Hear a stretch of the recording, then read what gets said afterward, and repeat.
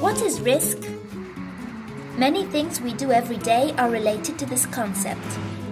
Consider, for example, how football coaches line up a greater number of attackers, hoping to score a few more goals, even though this increases the risk of incurring goals by the opponents.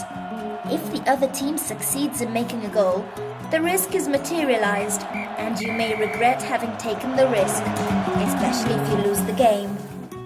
Or let's think of when we decide to postpone the purchase of a dress hoping to get it on sale. We take the risk that the dress could no longer be available. In everyday language, risk often has a negative connotation as a synonym of probability of loss or danger.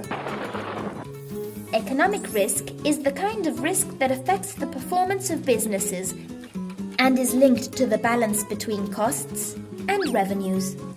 The risk is taken because of profit is expected. Hence, you want to implement actions whose final outcome is only partially predictable and which would allow revenues to exceed the costs. Therefore, to evaluate the risk, you should always take into account the presumed counterpart, or rather the return expected.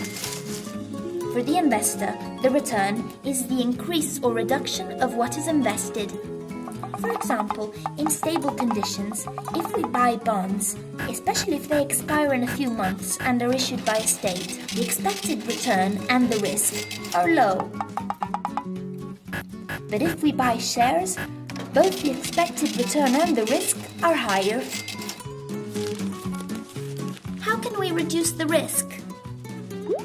Once you've determined the performance you expect, one way to mitigate the risk is to diversify your investments, for instance by combining many different types of stocks.